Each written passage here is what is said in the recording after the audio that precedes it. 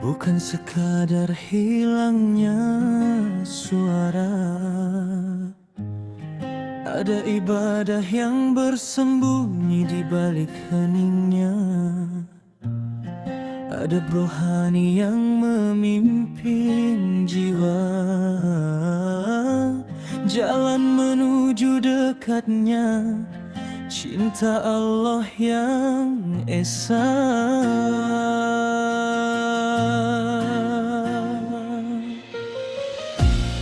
Kerana lisan bisa jadi sumber kebaikan, tapi disitulah juga lahir kebinasaan.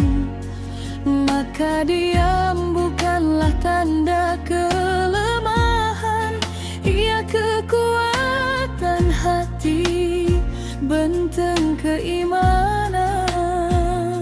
Rasulullah berpesan lembut, berkatalah yang baik atau diamlah.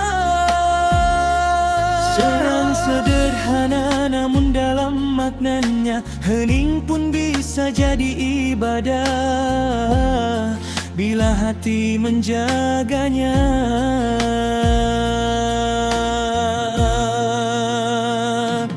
Diam alam hening aku mencari, diam membawa hatiku kembali.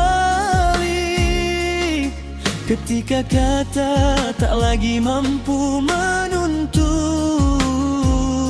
ku pilih diam agar imanku tidak runtuh.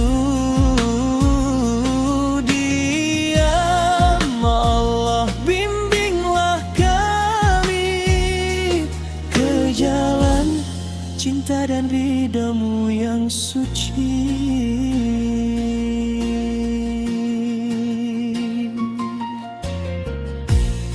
Dalam tasawuf, diam itu makam yang tinggi, tempat ruh belajar menyepi dan menginsafi.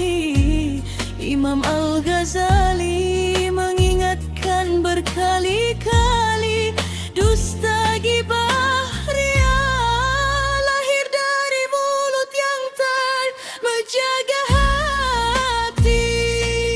Maka wahai saudaraku,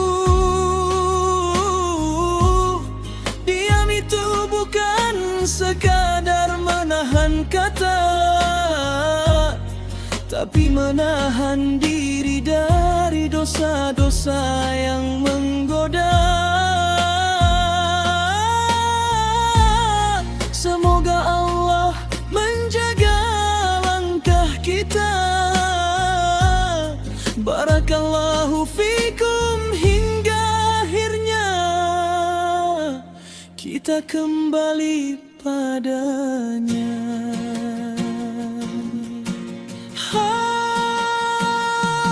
Diam dalam hening aku mencari, diam membawa hatiku kembali. Ketika kata tak lagi mampu